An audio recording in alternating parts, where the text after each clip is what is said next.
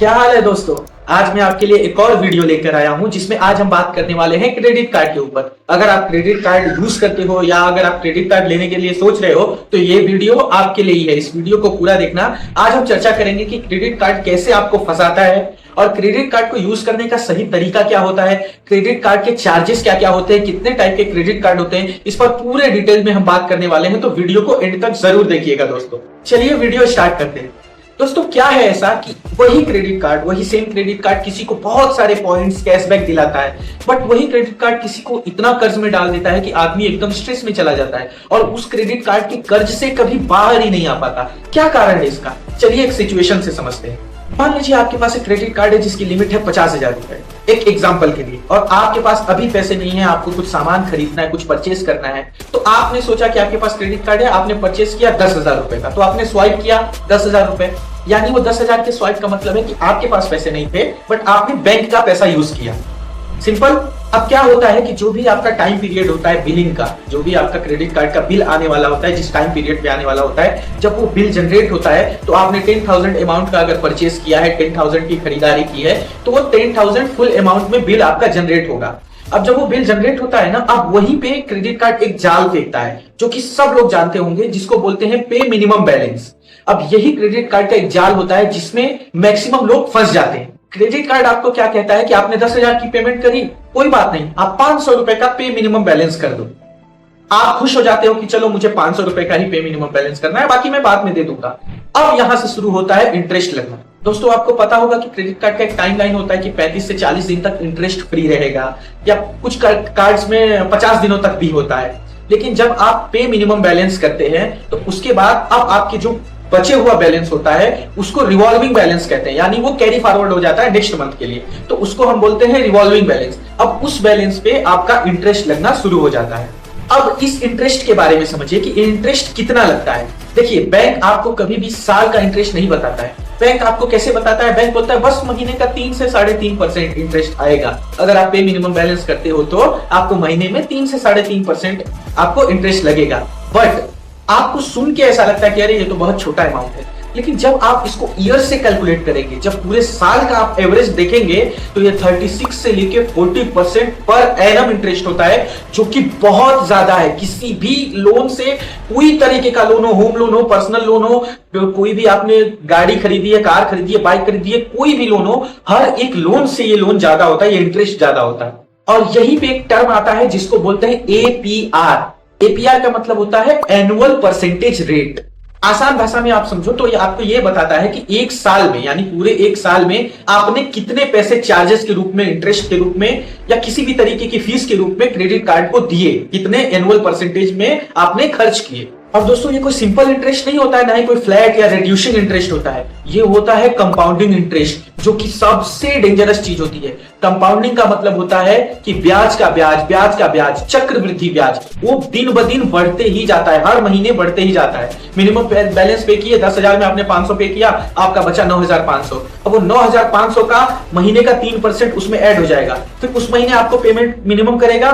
तो जब आपको मिनिमम बैलेंस के लिए आपको जब वो बिल जनरेट करेगा तो आप मिनिमम भरोगे, तो 9,500 में से मान लो 400 मिनिमम भरा, अब बचा 9,100। अब 9,100 का 3% उसमें ऐड हो गया। ऐसे वो ऐड होते होते होते होते कब आपका 10,000 का खर्चा आपके मिनिमम बैलेंस पे करने की वजह से कब 15,000, 20,000 तक वो अमाउंट चला जाता है इंटरेस्ट के साथ, आपको भी पता नहीं चलता, और फिर आप क्रेडिट कार्ड के लूप में पूरी तरीके से फंस जाते हो। और जैसे कि मैंने पहले बताया ना कि एक क्रेडिट कार्ड का इंटरेस्ट फ्री पीरियड होता है 35 से 40 दिन, या कुछ क्रेडिट कार्ड में 50 दिन भी होता है। तो होता क्या है दोस्तों कि अगर आप फुल पेमेंट पे करोगे अपने टाइम पीरियड में, जब भी आपका बिल जनरेट होता है उसमें टोटल बैलेंस कितना होता है, अगर आपको पूरा का पूरा पेमेंट करोगे तो आपको 0 फ्री इंटरेस्ट हो जाएगा, मतलब 0% इंटरेस्ट हो जाएगा, 1 रुपए भी आपको इंटरेस्ट नहीं लगेगा। ठीक है। अब क्या होता है दोस्तों कि जब जाल फेंकता है ना बैंक क्रेडिट कार्ड की पे मिनिमम बैलेंस, तो वो इसीलिए फेंकता है क्योंकि अगर आप टोटल बैलेंस कर दोगे तो बैंक आपसे कुछ नहीं कमा सकता। आप वो पैसा फ्री में यूज कर लिए, उसने आपको दिया, आपने टोटल बैलेंस उस टाइम पीरियड में पे कर दिया, आपको 1 रुपए इंटरेस्ट नहीं लगा, तो उस पैसे को आपने फ्री में यूज कर लिया। इसीलिए ये मिनिमम पे बैलेंस का जाल फेंका जाता है। और जैसे ही आप मिनिमम पे बैलेंस एक बार पे कर देते हो, फिर आपका ये 0% इंटरेस्ट का बेनिफिट पूरी तरीके से खत्म हो जाता है। और फिर आपके जो बचे हुए अमाउंट है उस पर फिर हर एक दिन से इंटरेस्ट लगना चालू हो जाता है, और वो कंपाउंडिंग इंटरेस्ट होता है।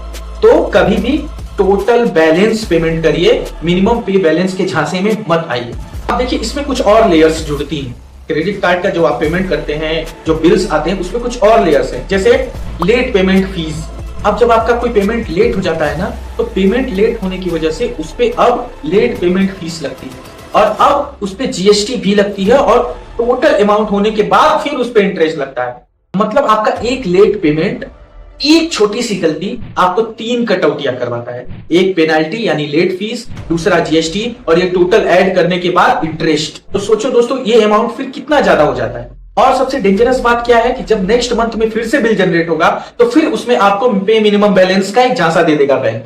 यानी आपका इंटरेस्ट लगा, लेट पेमेंट फीस लगी, उस पर जीएसटी लगी, टोटल अमाउंट बना, अब उस टोटल अमाउंट में भी एक मिनिमम पे बैलेंस बोलेगा। आपको ऐसा झांसा देगा कि आप इसमें भी आप अमाउंट ज्यादा हो गया, अब आपके पास नहीं है उतना पैसा भरने के लिए, तो कोई बात नहीं, आप मिनिमम पे बैलेंस भर दो। फिर आप मिनिमम पे बैलेंस भरते हो तो फिर वो आपका जो प्राइमरी अमाउंट होता है, उसके बाद उस पर जीएसटी लगी होती है, इंटरेस्ट लगा होता है, ये तीनों का कैलकुलेट करके जितना पैसा बनता है, फिर उसमें से उसके हिसाब से आपका 3% 4% मिनिमम पे बैलेंस भरने के बाद वो टोटल अमाउंट आपका वापस बच जाता है, और फिर उस इंटरेस्ट लगे हुए, जीएसटी लगे हुए अमाउंट पे वापस से इंटरेस्ट लगना चालू हो जाता है नेक्स्ट मंथ के लिए। तो ये बहुत डेंजरस बात है, क्योंकि स्वाइप करते वक्त तो आपको पता नहीं चलता है, लेकिन जब पैसा भरने की बात आती है तब यहां दर्द होता है कि अरे यार ये इतना कैसे हो गया। और फिर इसी तरीके से हर महीने मिनिमम पेमेंट, हर महीने कुछ प्रॉब्लम, लेट पेमेंट हो गया, लेट फीस हो गई, फिर मिनिमम पेमेंट, ऐसे ऐसे करके बैंक आपको उस मिनिमम पेमेंट के झांसे में अपनी तरफ आकर्षित, अट्रैक्ट करके पूरी तरीके से उस साइकिल में फंसा देता है। और जहां पे 90% क्रेडिट कार्ड यूज करने वाले लोग पूरी तरीके से फंस जाते हैं, जिस वजह से एक बहुत बड़ी प्रॉब्लम उनके सामने आती है, जो मैं आगे बताने वाला हूं। देखो दोस्तों, अब इसका असर क्या होता है जब इस तरह से साइकिल में आप फंस जाते हैं, सारी प्रॉब्लम्स आ जाती है ना, तो अब इसका असर होता है आपका सिविल स्कोर पूरी तरीके से डैमेज होना।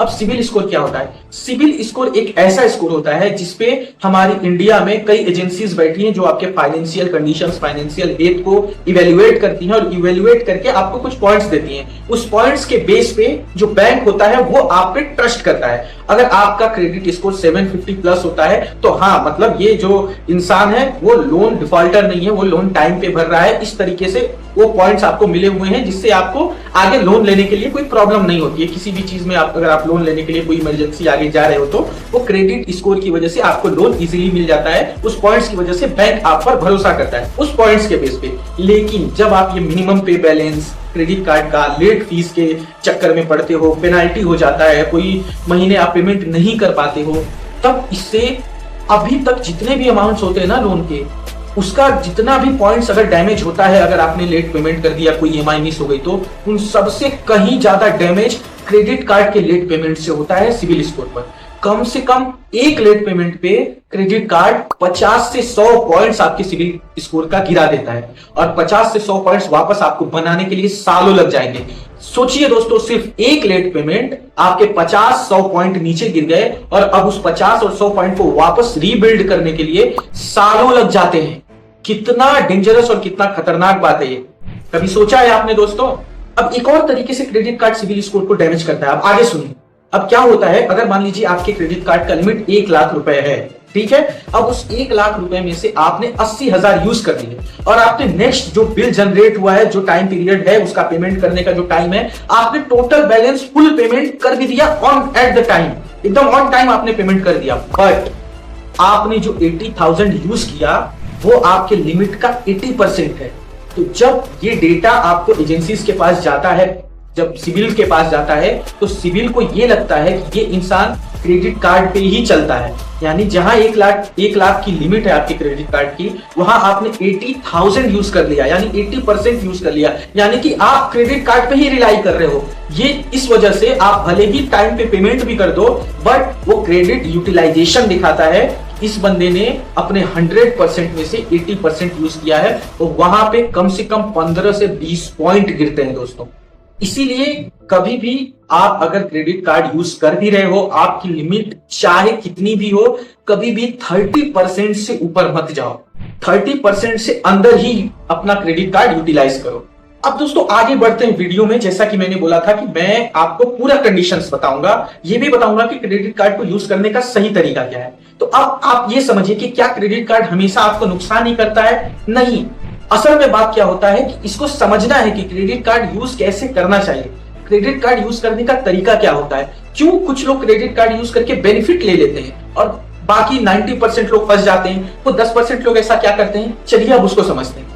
देखिए, क्रेडिट कार्ड यूज करने में सबसे स्मार्ट यूज करने का जो तरीका होता है, उसका सबसे पहला रूल है कि कभी भी आप मिनिमम पे बैलेंस मत भरो। आप अपना जितना भी आपका आउटस्टैंडिंग बिल जनरेट होके आया है टोटल बैलेंस, वो पूरा का पूरा फुल वन शॉट पेमेंट करो, जिसकी वजह से आपका इंटरेस्ट जीरो रहेगा, 1 रुपए भी आपके अमाउंट पे इंटरेस्ट नहीं लगेगा, जो कि बहुत अच्छी बात है। अब दूसरा रूल है, क्रेडिट कार्ड को खुद का पैसा मत समझो। क्रेडिट कार्ड होने से ना आदमी को क्या लगता है, पैसा हो चाहे ना हो, क्रेडिट कार्ड की लिमिट देख के उसको लगता है ये तो मेरा ही पैसा है, तो उस वक्त भूल जाता है कि ये हमको वापस चुकाना पड़ेगा। उस वक्त उसके हाथ में एक कार्ड होता है और वो स्वाइप पे स्वाइप करता है। तो क्रेडिट कार्ड को अपना पैसा समझना पहले बंद करो। क्रेडिट कार्ड को आप एक पेमेंट टूल की तरह यूज करो। सपोज आपको अगर कोई 10,000 15,000 की चीज खरीदनी है और अगर आप वो अफोर्ड कर सकते हो, आपके पास पैसा भी है, क्रेडिट कार्ड आपको यूज करने की जरूरत उतनी नहीं है, आपके पास पैसा पड़ा, 10-15,000 की चीजें खरीद सकते हो, उसमें आप क्रेडिट कार्ड यूज करो। तब क्या होता है, कई सारी ऑनलाइन जो कंपनीज होती हैं, ऑनलाइन ये अपना ई कॉमर्स होता है, उस पे कुछ बैंक्स के क्रेडिट कार्ड्स पे ऑफर्स होते हैं। अब अगर आप कैश से कोई चीज खरीदने जाएंगे, मान लीजिए 15,000 की चीज है, आप कैश देंगे, आपको फुल 15,000 देना पड़ेगा, लेकिन उस ई कॉमर्स वेबसाइट पे आपको ऑफर्स मिलेगा कि आप इस बैंक का क्रेडिट कार्ड यूज करो तो आपको 10% ऑफ मिलेगा, 3% ऑफ मिलेगा, 5%, जो भी अमाउंट हो सकता है। तो 1,000, 1,500, 2,000, 3,000 इस तरह की आप क्रेडिट कार्ड यूज करके बचत कर सकते हैं। कब? जब आपके पास पैसा पड़ा हो, जो आप खरीदना चाहते हो वो आप अफोर्ड कर सकते हो, तो आप क्रेडिट कार्ड के थ्रू उसको खरीदो ताकि उसका बेनिफिट ले सको आप, ना कि आपके पास पैसे नहीं है और आप उस चीज को अफोर्ड भी नहीं कर सकते, लेकिन क्रेडिट कार्ड पे लिमिट है चूंकि, इसलिए मैं उसको स्वाइप करके खरीद लेता हूं, बाद में देखेंगे ना जब बिल आएगा। तो यही सबसे प्रॉब्लम वाली चीज है। इसीलिए मेन बात यही है कि क्रेडिट कार्ड तभी यूज करो, उसी चीजों के लिए यूज करो जिसको आप क्रेडिट कार्ड ना भी होता तो भी खरीद सकते थे, तो भी आप अफोर्ड कर सकते थे। तीसरा और सबसे इंपॉर्टेंट रूल है स्मार्ट यूज करने का, कि जब भी आपका बिल जनरेट होता है, आपका स्टेटमेंट की जो टाइमिंग होती है ना क्रेडिट कार्ड की, उसमें आप देखो कि आपको किस टाइम से किस टाइम के अंदर सिर्फ बिल जनरेट होता है। एक टाइम होता है, लाइक मंथ में अगर आप 5 तारीख को बिल जनरेट हो रहा है तो नेक्स्ट मंथ में 5 तारीख को होगा। बट वो 5 तारीख, अगर आपने 5 तारीख से खर्च किए 20 तारीख तक, तो आप नेक्स्ट मंथ के 5 तारीख को ये चेक करो कि जो बिल जनरेट हो रहा है वो कब से लेके कितने डेट का है। अगर मान लीजिए 15 से मंथ के स्टार्टिंग 1 तारीख से 25 तारीख का जो है वो बिल जनरेट हो रहा है 5 तारीख को, तो आप 25 तारीख जो जनरेट हुआ है, 25 तारीख के बाद 26 तारीख से आप खर्चा करना चालू करिए। 26 तारीख को आप वो करिए, आप उसके पहले मत करिए, 20 तारीख को मत करिए, आप रुक जाइए। आप 1 तारीख से 25 तारीख का बिल 5 तारीख को आएगा और 25 के बाद जो आप 26 तारीख को जब आप बिलिंग कुछ भी परचेस करेंगे तो उसका फिर नेक्स्ट मंथ या जो भी आपका टाइम पीरियड है उस टाइम में बिल जनरेट होगा, जिससे आपको लॉन्ग इंटरेस्ट फ्री पीरियड मिलेगा। और चौथा रूल, जो कि ये भी बहुत इंपॉर्टेंट है दोस्तों, अपने क्रेडिट कार्ड का लिमिट 80% तक, 60%, 70% ऐसे मत लेके जाओ। अपने क्रेडिट कार्ड को सिर्फ और सिर्फ 30% के अंदर यूज करो। अगर आपका लिमिट 1 लाख है तो आप 70,000, 80,000 इतना लिमिट मत यूज करो। आप 30,000 के अंदर में रहो। 30,000 के अंदर का मतलब 30,000 से यानी 27,000 खर्च कर लिए, 28,000 खर्च कर लिए, 25,000 खर्च कर लिए, 30 तक भी मत लेके जाओ तो अच्छा है, नहीं तो 30 तक रखो, 30 के अंदर रखो, तो आपका सिविल स्कोर एकदम बढ़िया रहेगा, उस पर कोई भी इफेक्ट नहीं होगा। और 5वां रूल, जब आप क्रेडिट कार्ड यूज कर रहे हो तो उसमें कुछ पॉइंट्स, कुछ रिवॉर्ड्स मिलते हैं, उस रिवॉर्ड्स को अच्छे से यूज करो। इस चक्कर में यूज मत करो कि ये रिवॉर्ड्स हमको मिले हैं तो फिर क्रेडिट कार्ड से ही परचेस करता हूं, उसमें 200 का कैशबैक है, उस 200 का कैशबैक है अप टू, अगर आप परचेस करेंगे 2,000 रुपए का, तो आप 2,000 खर्चा करेंगे तो आपको 200 कैशबैक मिलेगा, उसके लिए यूज मत करो। अगर आपको कुछ लेना है जो नेसेसिटी है और आप ले रहे हो, तब आप उसका यूज करो। आप उस कैशबैक यूज करने के लिए खरीदारी मत करो, खरीदारी करनी है तब कैशबैक यूज करो। ठीक है दोस्तों, तो आपको ये 5 rule credit card smart use करने के समझ में आ गए। अब आगे बढ़ते हैं। अब बात करते हैं कि क्रेडिट कार्ड कितने टाइप्स के होते हैं। देखो, क्रेडिट कार्ड्स कई टाइप के होते हैं। जैसे कि एक क्रेडिट कार्ड होता है जिसमें कैशबैक बहुत मिलते हैं, उसको कैशबैक कार्ड्स बोलते हैं। एक क्रेडिट कार्ड होता है जो ट्रैवलिंग के लिए बहुत बेनिफिशियल होता है, उसको ट्रैवल कार्ड्स बोलते हैं। ट्रैवलिंग क्रेडिट कार्ड्स के कैटेगरी में उसको डालते हैं। एक क्रेडिट कार्ड होता है जिसपे फ्यूल्स, जब आप ट्रैवलिंग कर रहे हो, पेट्रोल डाल रहे हो गाड़ी में और ये सारी चीजें फ्यूल्स यूज कर रहे हो, तो वहां पे उसके बहुत बेनिफिट्स होते हैं, पर्टिकुलरली उसी के लिए वो होते हैं, तो वो फ्यूल कार्ड्स की कैटेगरी में आते हैं। और एक बहुत ही स्पेशल कार्ड होता है जिसको बोलते हैं एफडी अगेंस्ट क्रेडिट कार्ड। ये क्रेडिट कार्ड आपके सिविल स्कोर को बूस्ट करने के लिए बहुत जरूरी होता है। इसके बारे में मैं अभी आगे बताता हूं, बट पहले ये समझ लेते हैं कि cashback cards, travel cards, fuel cards ये किन के लिए सही है। देखो, जो लोग परचेजेस ज्यादा करते हैं, जो लोग कैशबैक पगलू हैं, उनके लिए कैशबैक कार्ड्स बेस्ट रहेगा। जो लोग ट्रेवल ज्यादा कर रहे हैं, फ्लाइट्स ले रहे हैं, ट्रेन में जा रहे हैं, इस तरह की ट्रेवल्स ज्यादा कर रहे हैं, उनके लिए ट्रेवल वाला क्रेडिट कार्ड्स बेस्ट रहेगा। और जो लोग मान लीजिए कम्यूटिंग करते हैं, ऑफिस जा रहे हैं, फ्यूल डालना पड़ता है, ये सारी चीजें करनी पड़ती है, उनके लिए फ्यूल वाला कार्ड सबसे बेस्ट रहेगा। अब आते हैं क्रेडिट कार्ड अगेंस्ट एफडी, जिसको एफडी क्रेडिट कार्ड भी बोलते हैं। ये किन के लिए बेहतर है? देखो दोस्तों, अगर आपका सिविल स्कोर मान लीजिए किसी भी रीजन से डैमेज हो चुका है और आप चाह रहे हो कि उसको मैं कैसे बूस्ट करूं, वहां पे ये क्रेडिट कार्ड बहुत काम आता है। कैसे? एफडी अगेंस्ट क्रेडिट कार्ड का मतलब होता है कि आप कुछ एक सर्टेन अमाउंट की एफडी करोगे, उस एफडी के अमाउंट का 90% लिमिट का आपको कार्ड मिलेगा। उस कार्ड को आप यूज करोगे, उसका टाइम पे पेमेंट करोगे। अगर आप उसका टाइम पे पेमेंट नहीं करते हो तो उसका फीस उस पे लगेगा, बट वो बैकिंग आपकी एफडी की है। तो जितना अमाउंट का आप उसमें परचेज करोगे, उतना अमाउंट की एफडी आपकी लॉक हो जाएगी। वो आप यूज कभी भी ले नहीं सकते, निकाल नहीं सकते। तो उसका यूज इसलिए किया जाता है कि अगर आप एफडी किए हैं मान लीजिए 30,000 की, तो आपको 20 से 25,000 का आपको मिल जाएगा क्रेडिट कार्ड एफडी वाला। ठीक है, एफडी क्रेडिट कार्ड मिल जाएगा।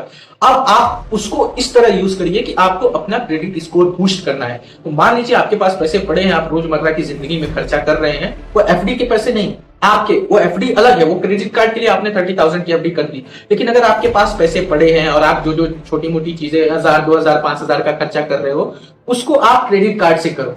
क्रेडिट कार्ड से करके उसके लिए अपने पास पैसे रखो और टाइम पे उसको तुरंत चुका दो और वो एफडी रहने दो। उससे क्या होता है, आपके सिविल स्कोर को बहुत बड़ा बूस्ट मिलता है, जिसकी वजह से अगर आपका सिविल स्कोर किसी भी रीजन से डैमेज हो गया हो तो ये एफडी वाले कार्ड से बहुत तेजी से बूस्ट होता है। तो ये आपको एफडी वाला क्रेडिट कार्ड इस चीज में बहुत बेनिफिशियल है और बहुत मदद करता है। अब एक और बात दोस्तों कि इसका जो है अप्रूवल भी बहुत इजी होता है। देखिए, कुछ लोग ऐसे होते हैं जिनके पास क्रेडिट कार्ड नहीं है और उन्होंने पहले से ही कोई personal loan, 2 wheeler loan, 4 wheeler loan या कुछ भी ले रखा है और उसका टाइम पे पेमेंट नहीं कर पाए, तो उस वजह से उनका पहले से ही सिविल बहुत डाउन हो जाता है। इस केस में उनको एक क्रेडिट कार्ड भी नहीं मिलेगा और उनको आगे आने वाले टाइम में कोई लोन भी नहीं मिलेगा, चाहे वो 10,000 का लोन लेने जाए फिर भी नहीं मिलेगा। इस केस में क्या होता है, इस केस में आपको FD against credit card easily मिल जाता है, क्योंकि आप क्रेडिट कार्ड के लिए बैंकिंग में एफडी कर रहे हो और उसका 90% लिमिट ही आपको मिलता है और उससे आप अपने सिविल स्कोर को बूस्ट करते हो। हाँ, बस इसमें एक ही कॉन्स है कि आपका पैसा लॉक हो जाता है। जितना आपका अमाउंट लिमिट मिला है उतना लॉक हो जाता है। अगर आप नहीं भर पाए तो फिर वो पैसा आपको कभी नहीं मिलेगा। लेकिन ऐसा नहीं करना है, जो कि मैंने वीडियो के स्टार्ट में बताया। आपको क्रेडिट कार्ड तभी यूज करना है जब आपके पास वो चीज खरीदने के लिए पैसे हों। बस आप क्रेडिट कार्ड उसके बेनिफिट के लिए यूज करें। ठीक है दोस्तों, तो वीडियो के स्टार्ट में मैंने आपको बताया कि क्रेडिट कार्ड कैसे काम करता है, कैसे आप लोगों को जाल फेंकता है पे मिनिमम बैलेंस का और आपको फंसाता है और 90% लोग उसमें फंस भी जाते हैं। फिर मैंने ये भी बताया कि कैसे स्मार्ट यूज करना है क्रेडिट कार्ड का, किस तरीके से आप इस सारी चीजों से बच सकते हो और उससे बेनिफिट ले सकते हो। तो अब वीडियो के अंत में मैं इतना ही कहना चाहूंगा कि अब फर्क समझो। एक इंसान वही कार्ड यूज करके कैशबैक ले रहा है और एक इंसान वो कार्ड यूज करके फंस गया है, उसके जो कर्ज है वो कर्ज में दबते जा रहा है, स्ट्रेस लेते जा रहा है और उसका सिविल भी गिर रहा है, और वहीं दूसरे वाले का बढ़ रहा है। कार्ड वही है, फर्क सिर्फ यूज करने के टेक्निक में है, यूज करने का तरीका और यूज करने वाले में है। तो अगली बार जब भी आप क्रेडिट कार्ड स्वाइप करो तो मेरे इस वीडियो में कही गई बातों को जरूर अपने ध्यान में रखना। मैं आशा करता हूं कि इससे आपको बहुत हेल्प मिलेगा। तो चलिए दोस्तों, वीडियो को मैं यहीं खत्म करूंगा और आप लोगों से रिक्वेस्ट करूंगा कि अगर आप लोगों को इस वीडियो में कुछ भी इंफॉर्मेशन अच्छी मिली हो, कुछ भी वैल्यू मिली हो, तो प्लीज मेरे चैनल को एक सब्सक्राइब जरूर करें, एक लाइक जरूर दें और कमेंट में मुझे बताएं कि कितने लोग हैं जो अभी भी इस तरीके की क्रेडिट कार्ड के झांसे में आए हुए हैं, उसके कर्ज में दबे हुए हैं, और कौन ऐसे लोग हैं जो क्रेडिट कार्ड को बहुत स्मार्टली यूज करते हैं। और मैं आशा करता हूं कि आप लोगों को ये वीडियो पसंद आई हो, तो प्लीज सब्सक्राइब कर दीजिए, एक लाइक कर दीजिए। बहुत मेहनत लगती है, छोटा चैनल है, इतना मेहनत से वीडियो बनाता हूँ, इतना डिटेल रिसर्च करता हूँ, सभी समझाता हूँ, फिर आके आपको बताता हूँ। वन मैन आर्मी हूँ, अकेले ही सारा कुछ करना पड़ता है। तो आपका सपोर्ट मेरे लिए बहुत मोटिवेशन देगा। तो प्लीज दोस्तों, चैनल को जरूर सब्सक्राइब करना, लाइक जरूर करना, कमेंट जरूर करना। तब तक के लिए चलते हैं, फिर किसी वीडियो में, नेक्स्ट वीडियो में आएंगे, फिर आपको कुछ नई टॉपिक के बारे में इंफॉर्मेशन बताएंगे। और अगर आपको किसी टॉपिक के बारे में जानकारी चाहिए तो वो भी आप कमेंट करके बता सकते हो। ठीक है, चलिए, जय श्री राम, हर हर महादेव।